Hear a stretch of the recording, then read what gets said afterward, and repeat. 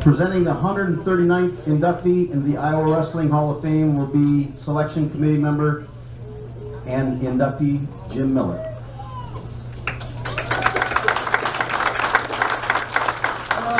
Okay. You're gonna hear a lot of inspiring stuff tonight from people that found a way to win in their career, and typically that goes on into their life as well. Ken Gallagher's story. He grew up in Waterloo, Iowa. Went through the Catholic school system. Graduated from Columbus High School with a runner-up finish in 1976 and the state championship in 1977. Had some good role models. I know one sitting over here that was 5 and 6 years ahead of him, Ken Snyder and Chuck Yagler. Kenny was a two-time Division I All-American. Chuck was a two-time national champion. And I was talking to Ken the other day because he was a teammate of mine. He said, Kenny was 5 or 6 years younger than them, but when they worked out at Sacred Heart, which was the middle school for Columbus, Kenny would always show up. He said, Millwood, we beat the hell out of him. But he kept coming back. He kept coming back. And by the way, he said, he had a key to the school. And you know, it kind of reminds me because Dan Gables told the story many times he had a key to West Waterloo. I want to know if anybody from Cresco had a key. Colonel Meyer have a key? Peckham have a key? Was that a part of it? I know they would never give Jimmy Miller a key to East Waterloo. That would never happen. Or any of my teammates. But after winning the state championship, Ken Gallagher went to UNI, and it really had a unique situation because UNI was going through a transition from Division II to Division I. And so his first 2 years, he wrestled in the Division II tournament, getting third his freshman year, and winning the NCAA championship his sophomore year. And then in '81 went to, they transitioned into Division I. And both his junior and senior years, Kenny was on the podium at Division I, getting 5th and 7th, and became a 4-time NCAA All-American. So let me introduce our 139th inductee into the Iowa Wrestling Hall of Fame, Ken Gallagher. Congratulations.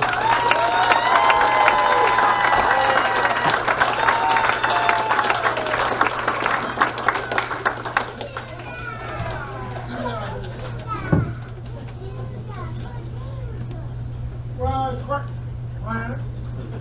just a little closer. All right, well, I want to thank everybody. It's quite an honor.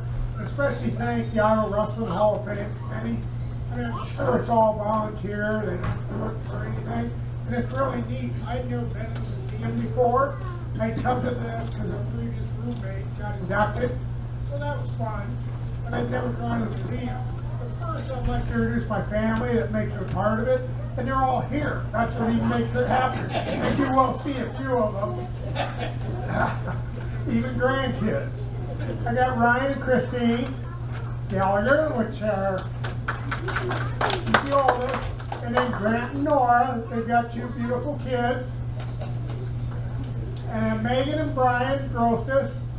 They have Ellie and Addie, and Brian was an All-American for Co, so he kind of fit into the family. And then you got Hillary and Moses. I'm not even going to go for the last name. I'll just get going.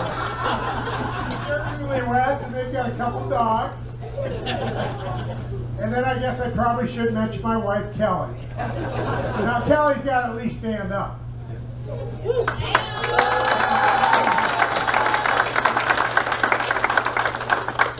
And then my mother-in-law, Karen Cannon. Karen, and I always call her Scoop. I mean, you want to know anything about Iowa, from wrestling to basketball to football. I mean, this is a woman, I'm not watching, but I'm there. Iowa basketball playing, or Iowa men, and she's keeping stats. And I was like, don't you get the paper? Well, yeah, I get 4 of them. Well, you can get those stats the next day in the paper. But she wanted to make sure they were all keeping them honest and how many buckets they had, how many fouls, and she loves it. But don't go over and see her when the game's on. And then Tony Cannon, brother-in-law. It's nice he could come. Owine, Iowa. And then we got Ed and Marcia Malinsky. Aunt and uncle, great people. They came down and seen us for 10 days in Florida, and we always come back, and it's fun to see. Like, all I'm going to do is talk fun things. I'm retired. I don't have to be serious anymore.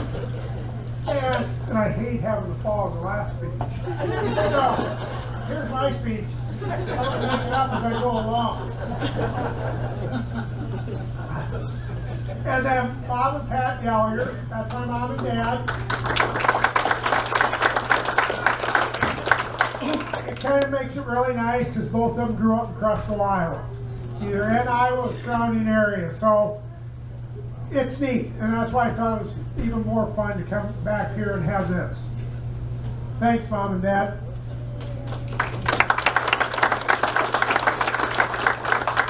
And I got a sister, my oldest one, Carolyn and Mark Feuerbach.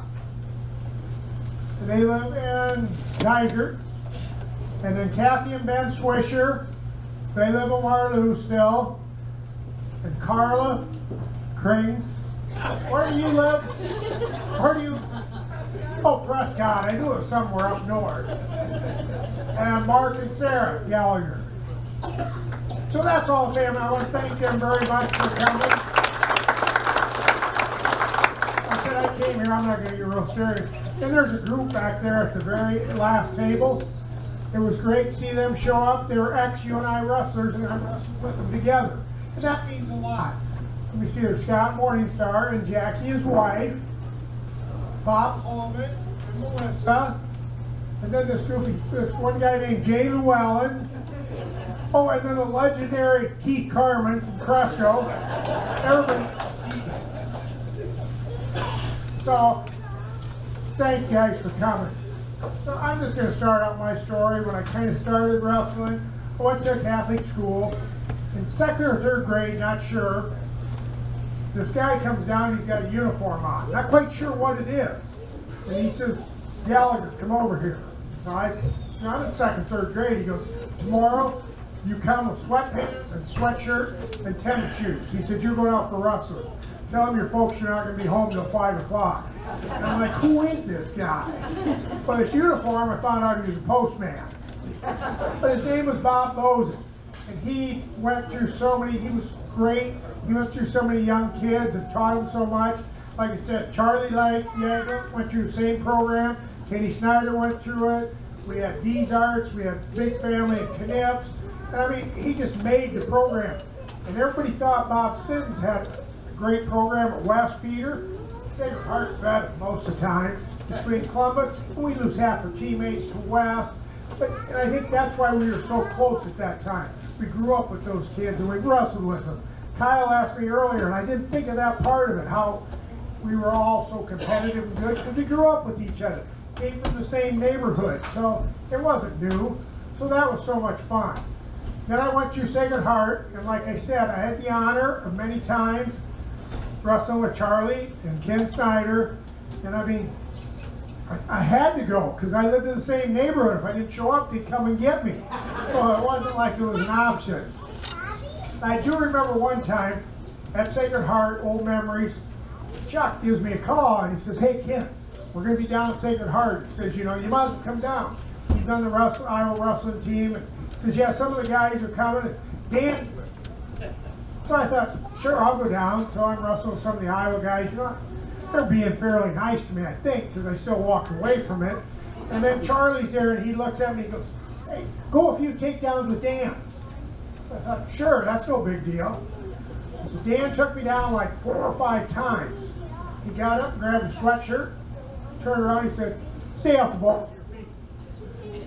He never touched me once. I mean, it was like, you know, you reach for it, all of a sudden I'm on my butt.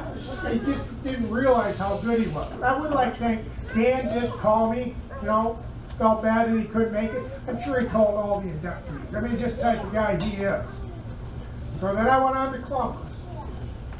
Columbus was good. You know, it was a Catholic school. got second as a junior, and I should have won it, but because this guy right here showed up at Thomas's restaurant and he taught me how to beat this guy. This guy beat me 3 times in the year.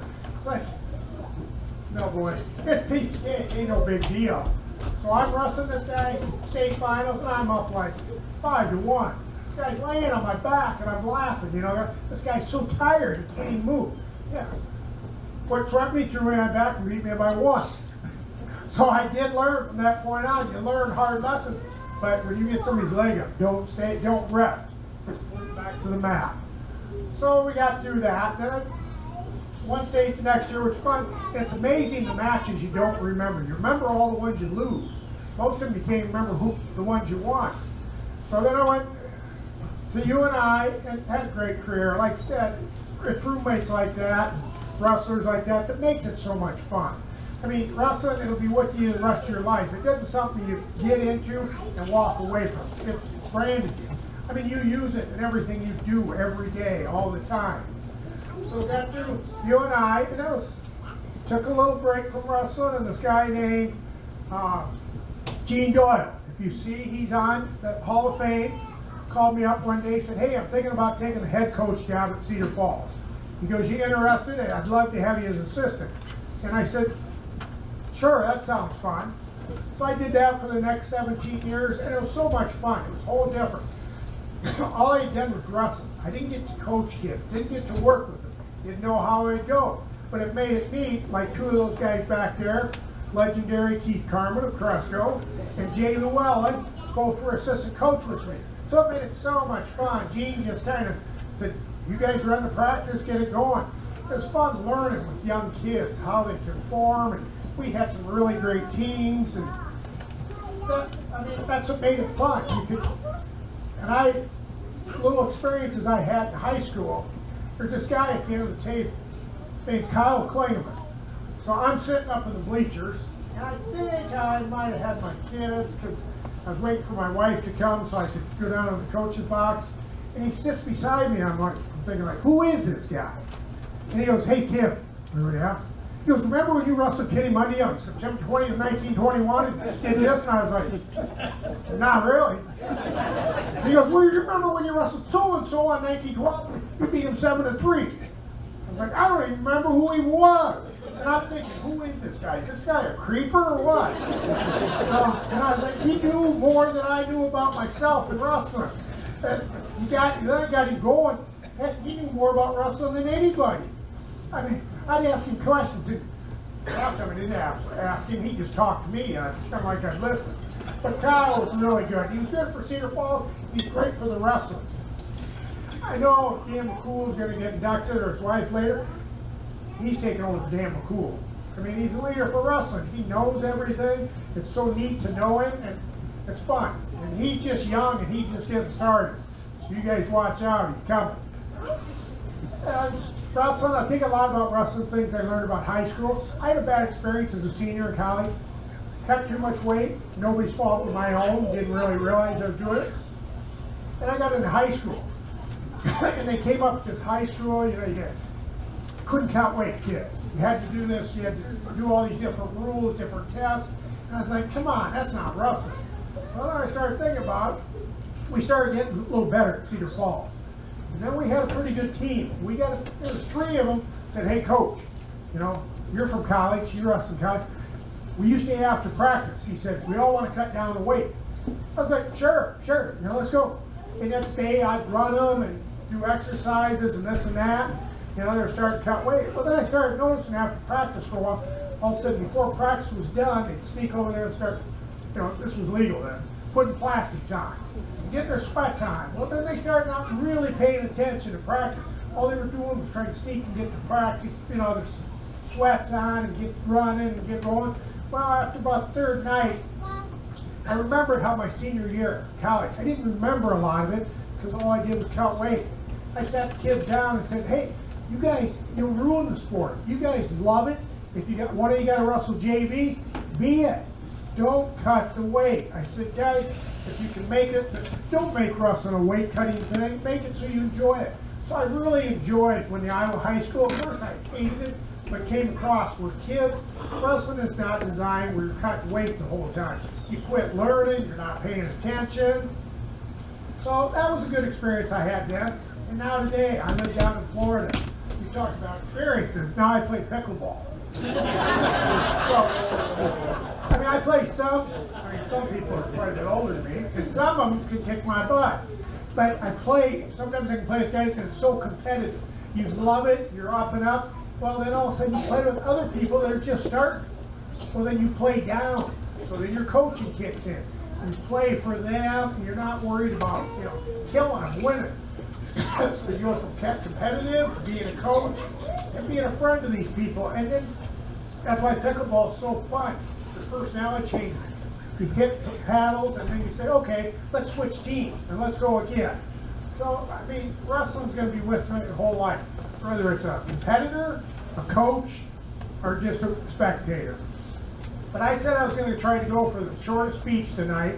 So I want to thank everybody in the Iowa Athletic Association for welcoming me and being inducted. Thanks, everybody.